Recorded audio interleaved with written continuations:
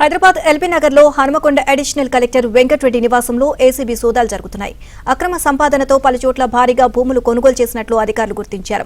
Bank లాకర్ల వివరాలను అధికారులు పరిశీలిస్తున్నారు. గతంలో జనగాం ఆర్టీఓగా ఉన్నప్పుడు గ్రీన్ ఫీల్డ్ హైవే భూసేకరణలో రైతులకు పరిహారం ఇవ్వకుండా ఇబ్బంది పెట్టారని వెంకటరెడ్డిపై ఆరోపణలు ఉన్నాయి.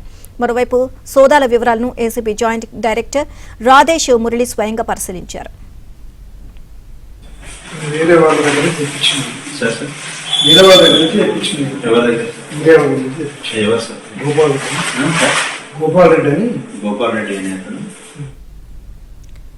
దీనిపై మరింత సమాచారాన్ని మా ప్రతినిధి మణికంఠ అందిస్తారు.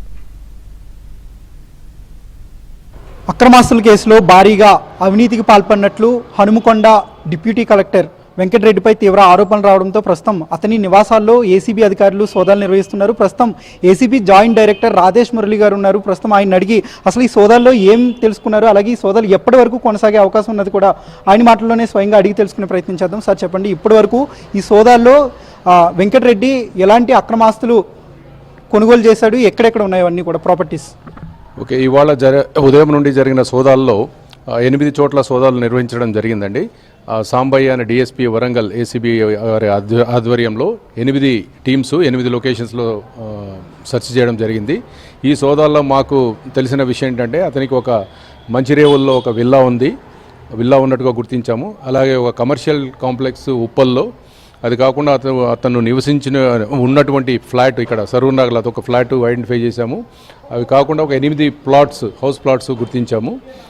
తర్వాత ఒక 47 లక్షలు ఇన్సూరెన్స్ ప్రీమియమ్స్ పే చేసినట్టుగా కూడా గుర్తించడం జరిగిందండి. Total worth of properties document value 8.3 crores ఉన్నట్టుగా గుర్తించాము.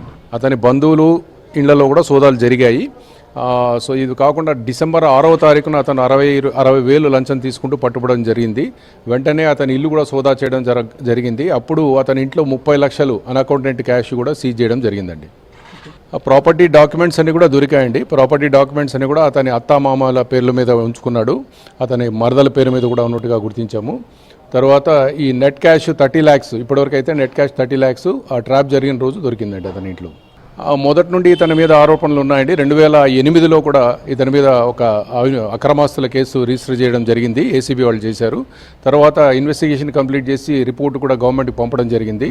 దాని తర్వాత 2016-17లో కూడా నేషనల్ హైవే స్కీము దాంట్లో కూడా ఒక రైతులకు సంబంధించినటువంటి కంపన్సేషన్ ఇవ్వడంలో కూడా ఇతను అవినీతి అక్రమాలకు పాల్పడినట్టుగా కంప్లైంట్స్ రాగా ఎంక్వైరీ చేసి రిపోర్ట్ గవర్నమెంట్కి పంపడం జరిగిందండి. వెంకటరెడ్డి నివాసాల్లో ప్రస్తుతం సోదాలు అయితే నిర్వహిస్తున్నారు. దాదాపు 8 ప్రాంతాల్లో 8 బృందాలుగా ఏర్పడి సోదాలు అయితే నిర్వహిస్తున్నారు. ఇప్పటి వరకు 8 కోట్ల పైనే నగదును ఏసీబీ అధికారులు అయితే గుర్తించారు. ప్రస్తుతం ఈ సోదాలు సాయంత్రం వరకు కొనసాగే అవకాశం ఉన్నట్లు ఏసీబీ అధికారులు అయితే చెబుతున్నారు. వీడియో జర్నలిస్ట్ శివనాగులతో మణికంఠ, ఏబిఎన్ ఆంధ్రజ్యోతి, హైదరాబాద్.